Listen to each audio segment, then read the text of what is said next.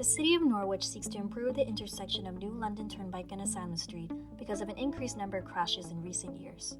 This suggests that the existing two-way stop control is ineffective and unsafe. The intent of this project is to address these safety concerns, while also incorporating facilities for non-motorists. Since 2015, there have been 18 crashes at this intersection. 67% of these were crossing collisions that were primarily caused by a driver failing to yield right-of-way at a stop sign. According to the Federal Highway Administration, crossing collisions are more likely to result in serious injury than any other type of collision, especially when they are caused by a violation of a traffic control device. Two design alternatives were considered for this intersection: a signalized intersection with a protected left turn on the southbound approach of New London Turnpike, and a single-lane modern roundabout. Roundabouts are categorically safer than traditional four-legged intersections because they entirely eliminate potential conflict points for crossing collisions. The traffic operational performance of the design alternatives was evaluated using VISTIM models and the Highway Capacity Manual. The results indicate that at peak demand, signalization would maintain a similar level of service as the existing two-way stop control, while a roundabout would result in level of service A. As level of service only provides a broad overview of performance, delay at each approach was analyzed further to better understand these results. Despite signalization maintaining a level of service C, implementation would substantially increase delay times on the three major volume approaches to the intersection in favor of reducing delay on the eastbound approach of Asylum Street. In contrast, the implementation of the roundabout would result in very low delay times on all approaches.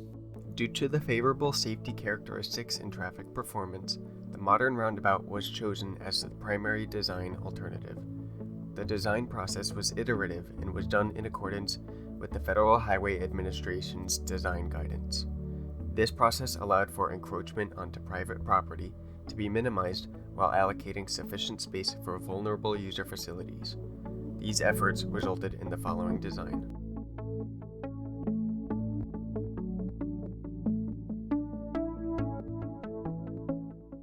The roundabout design features an inscribed circle diameter of 100 feet as it fits well within the existing right-of-way and is sufficiently large to accommodate typical traffic demand. Splitter islands with 6-foot wide refuge areas at crossings were provided at each approach of the intersection.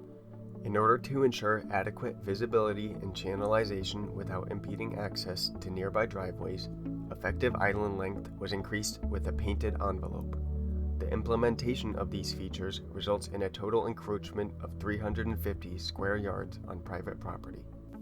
A school bus was selected as the design vehicle, as it is the largest vehicle expected to make all movements at the intersection with regularity. Consequently, vehicles of lesser or equal size are able to make all movements at the intersection without using the truck apron. The major volume approaches were designed to accommodate larger vehicles as well.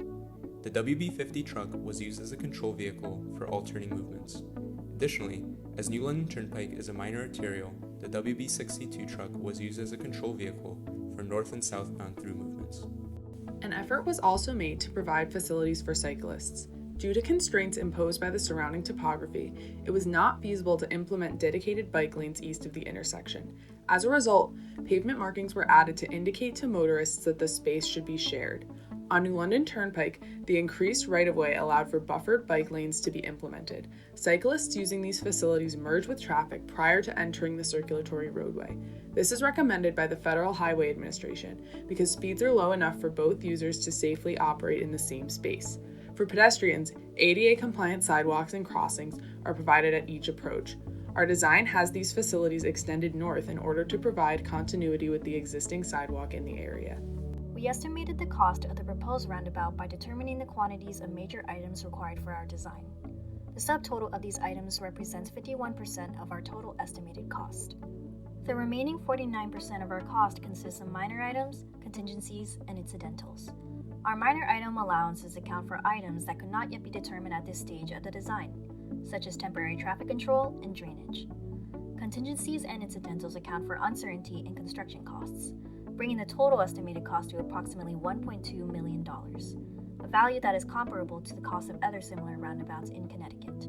Overall, we are confident that the proposed roundabout design is a context-sensitive solution that addresses the safety deficiencies of the existing intersection, while also improving traffic operations and accessibility for non-motorists.